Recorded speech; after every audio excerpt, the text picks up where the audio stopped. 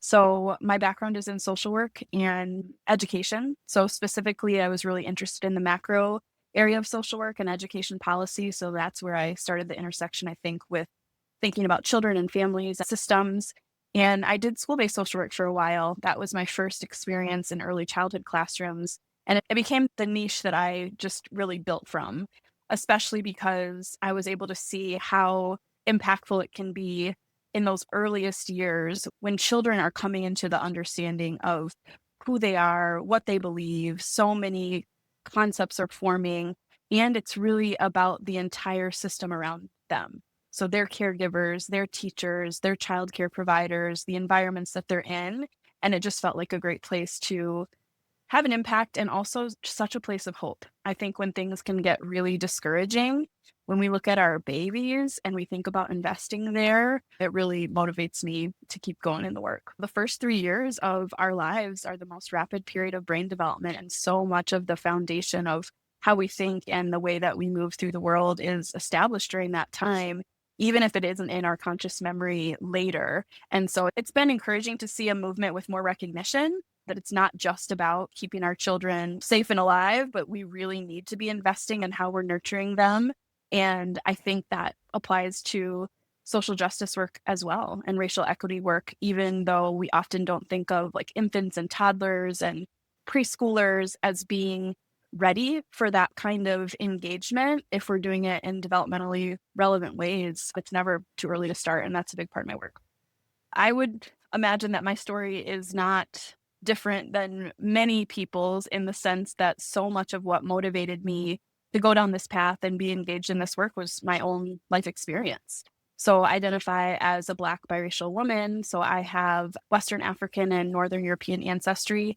But in my growing up, as is quite common in this United States context, I was just with my mom's side of the family for the majority of the time, and especially those early formational years, which was white. That side that was engaged in just so much of dominant culture and the norms when it comes to Euro American backgrounds. And so in coming of age and just going through my own developmental processes, a lot of my looking back and reflecting, I just saw major gaps in my own identity development and formation. And I saw places where I wish that my caregivers had been more intentional in terms of socialization. I was never at a lack when it came to love. There was a lot of love in my family and a lot of good care. But I think it's an important piece to realize that to be holistic in the way that we're preparing our children and that we are helping them to learn to love themselves, the ethnic racial identity piece needs to be included. And my perspective, even though for me it was really important and necessary and often missing when it came to the African American side, the Black American side of my family being a part of my formation.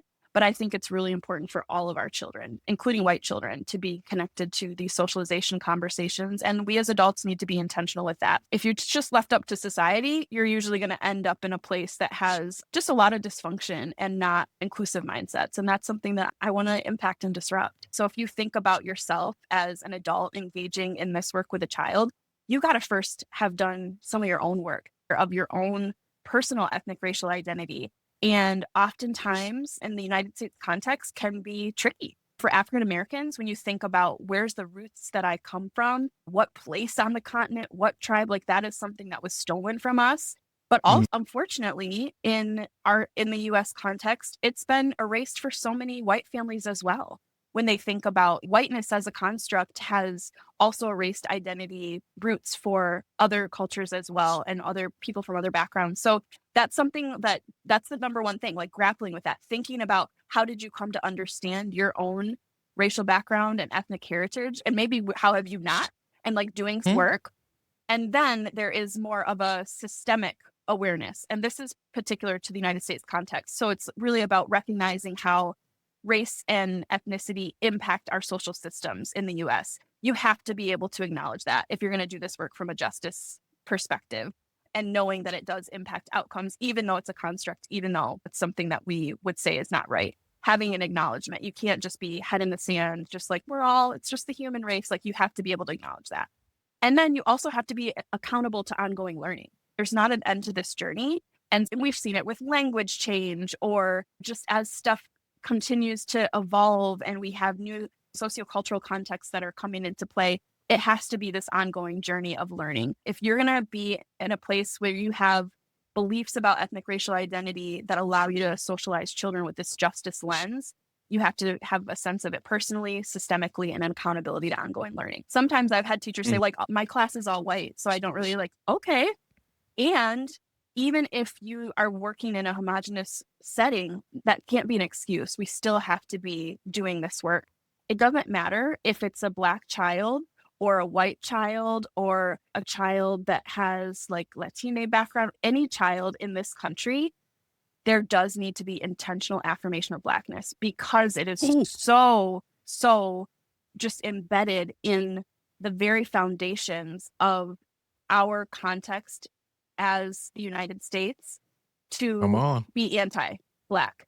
And so Come on. that's for Black children in terms of pushing back against that internalized racism, but for all children, because without intentionally affirming Blackness, that is not the message that they'll receive. Even in the most kind of liberal, we're going to go to the protests, we're going to do whatever, it has to be explicit. I have the research, I've done the studies, I've developed the measures, and now I want to curate it in a way that it's really accessible, it can be understood, and there can be tools and resources for those who are interested and ready to just start to come along on this journey and set our children up to be inclusive in the way that they're thinking and very positive and healthy in the way that they're reflecting on who they are.